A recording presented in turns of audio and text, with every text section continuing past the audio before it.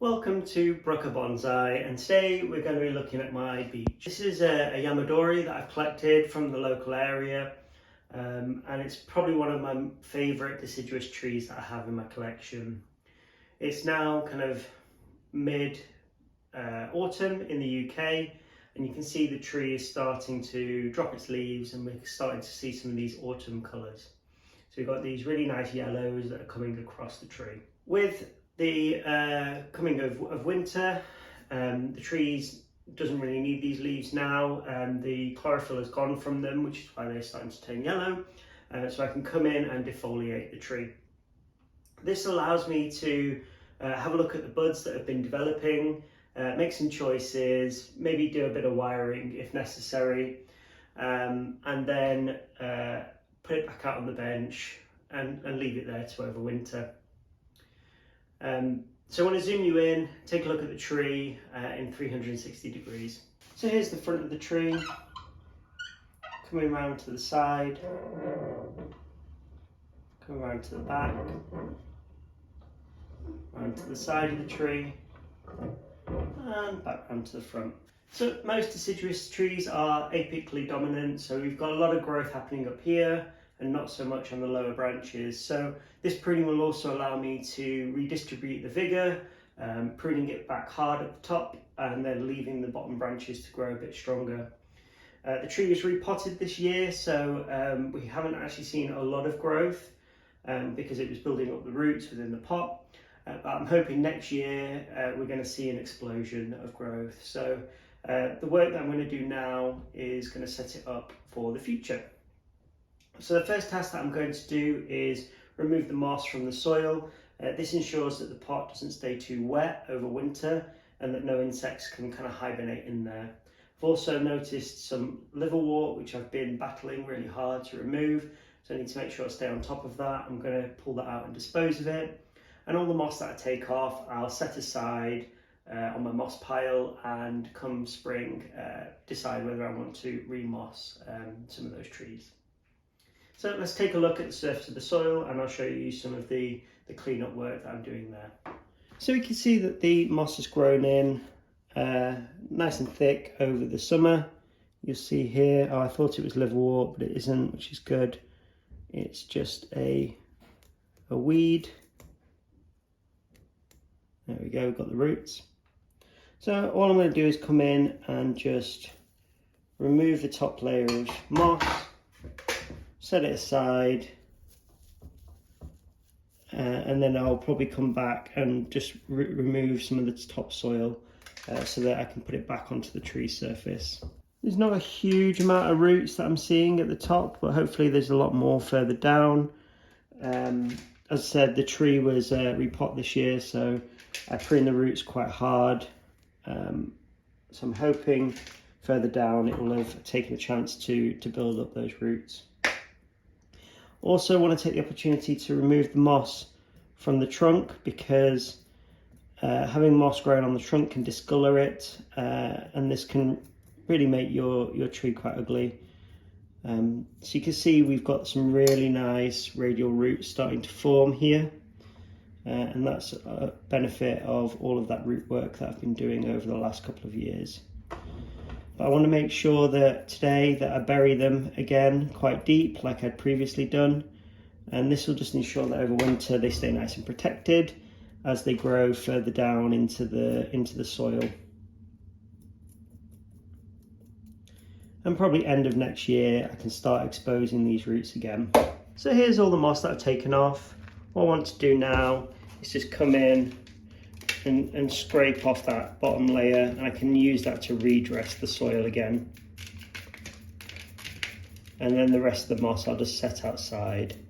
So this is quite a long, boring task, so I'll go ahead and do this offline, and we'll come back when it's time to dress the soil.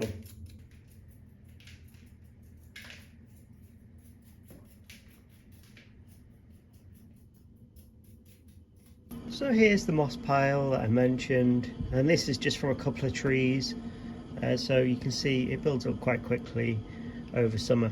Now that I've sorted out the moss, it's time to resurface the soil.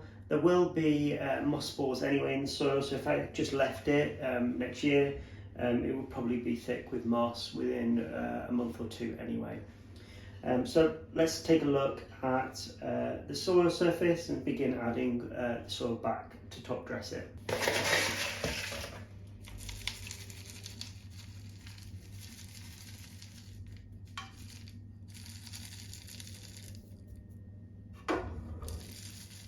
So now that we've sorted out the soil, it's time to come in and defoliate the tree.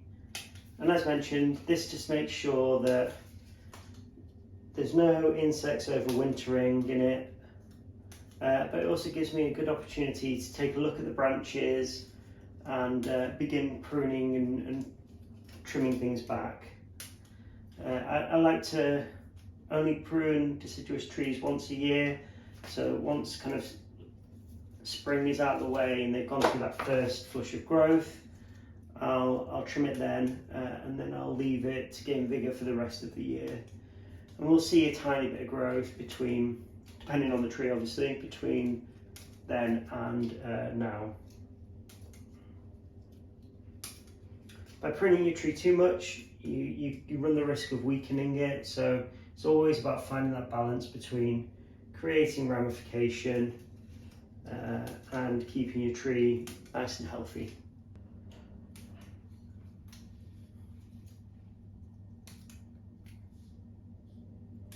The yellow trees are, quite beautiful, but unfortunately they don't contribute to the tree at all now, and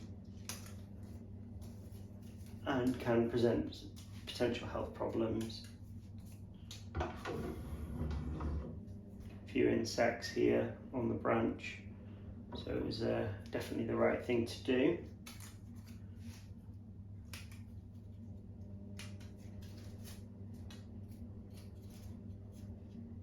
So all I'm doing is pulling the leaf gently. If it comes off like this one, then that's fine. If there's a bit of resistance, all I need to do is just trim off the stem, and then the tree over winter will shed those stems for spring. And you'll start to see, as I remove more and more leaves, that the branch structures become more visible. And you'll see the ramification that I've been working on over the past probably 4 years that I've had this tree now.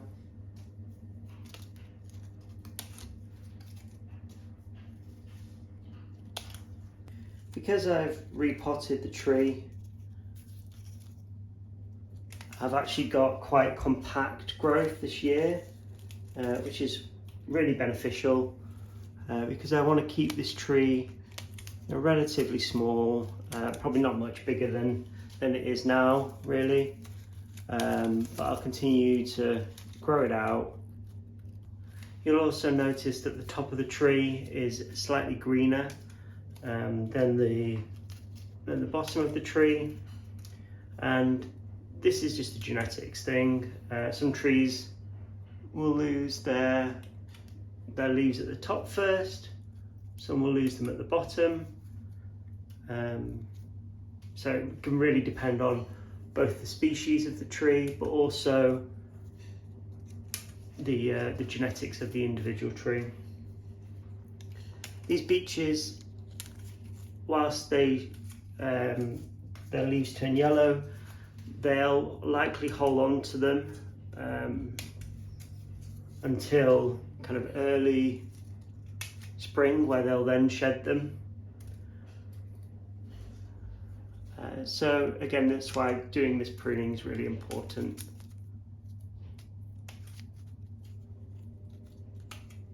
Got some really nice branches starting to form here. Hopefully you can see this one. Some really nice zigzagging patterns. And you'll find you'll be able to increase the ramification, the taper, and the direction and movement of the top branches much easier than the lower branches, because these just grow much quicker. So the thing you have to watch for when you're in the upper canopy is that it's not getting too thick and vigorous up there. So hard pruning throughout the year, leaving the bottom to grow. as well as, you know, potentially removing entire branches and growing new ones out. So that's the tree all defoliated. Next step is to come in and begin doing some branch selection, cutting things back nice and hard and removing some stubs. My primary branch structure is quite nice on this tree. You know, we have alternating branches. You've got right, left, back, right, left, etc. all the way up the tree. So I'm not too worried about having any new branches on the tree. That isn't what I'm looking for at this stage. What I'm looking for is building up that ramification, that movement, and particularly that taper. So let's take a look at this now. So as mentioned, when it comes to pruning your tree, you want to start with the first branch and work your way up, making sure that when you come up the branch it divides into two and not three. So we can see when we come up this branch it divides into two, which is good. And then if we follow it up to this branch, we can see that there's actually three branches coming closely from each other. So we'll want to correct for that. Here's a really good chance to also focus on direction and leading the branches to where, you know, the direction that I want them to go in. This branch unfortunately cuts across the tree, so we don't want that one. We want to remove that. The same with the back branch here. We've got like a cluster of buds there forming, so that's fine. And we work our way up the tree and we can just remove that tip as well as that tip there. I'll come back in later and seal all of these wounds up. So this first branch here, it's nice and pruned up and that's ready to go. Looking to the next branch on the side, we can see we've got a stub here that I can prune off. And again, we've got the branches coming up, dividing into two. This bit is quite straight, but we can't do anything just yet. So all we can really do is just tip off the end of the branch and continuing up here, same thing on this side. Quite a nice back branch starting to form here. And again, we've got some nice buds that are facing in a good direction. It's a bit too upright on this tree, so this is really a good bud for us. And we've got a backup bud here, so we can prune it off there. You'll notice I've left a couple of centimeters for dieback, and I'll seal up that wound in a minute. So we're now moving up into the upper canopy now, and you can see here we've got some more growth, so I'm going to prune it off there. Moving around to the side, we can see we've got a particularly vigorous branch with lots of buds coming out everywhere. So we want to do the same process. We come up the branch, and again this actually splits into three because this has got thicker now, so these are quite close to each other. We've got one, two, and this branch here. This branch also kind of hangs over this back branch, taking up its light, so we can actually remove that back one there, promoting some forward branching.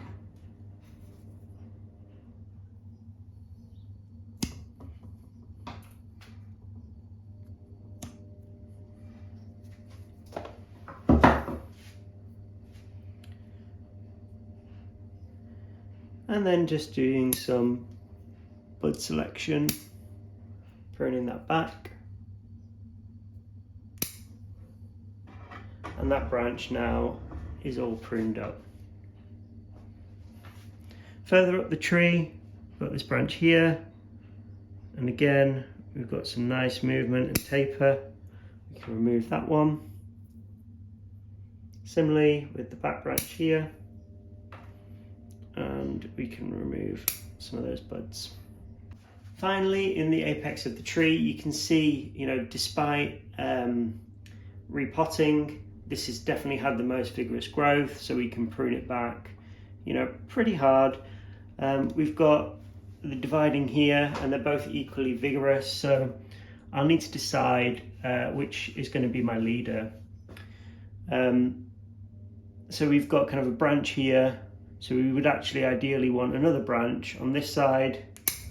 So that's going to be my branch, and then this is going to be my leader, but I'm going to prune it really hard back, and this bud at the back here is where I'll continue the tree. Over on the side branch, we've got loads of buds forming here, so I can do not only some branch selection and pruning, but also some bud thinning.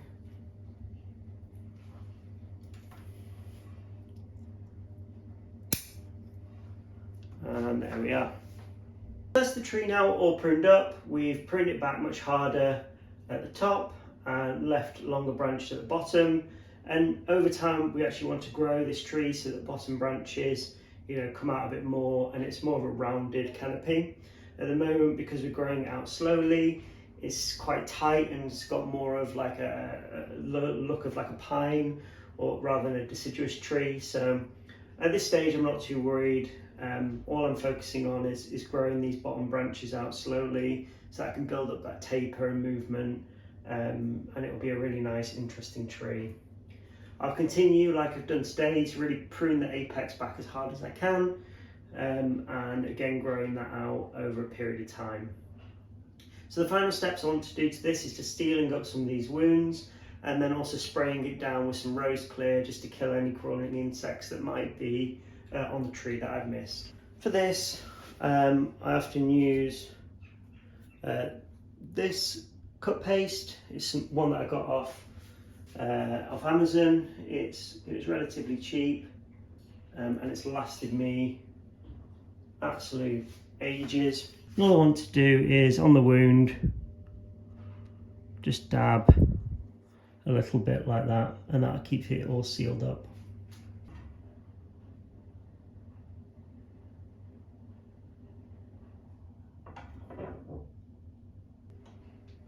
And we seal up the wounds with cut paste because, especially with the bigger cuts, it stops the tree from drying out over winter when the winds are quite harsh. And this can be really useful to stopping the branches from dying back. And then in spring, once the tree's healed, we'll come in and remove those stubs, and it'll be really nice and flush.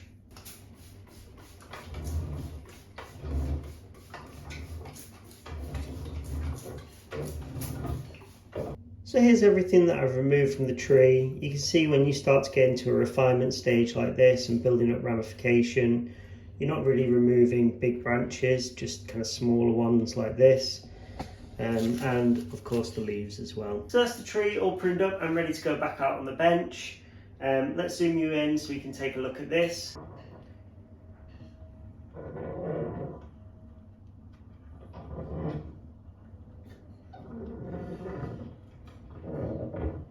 Just want to thank you guys for watching all the way to the end of the video.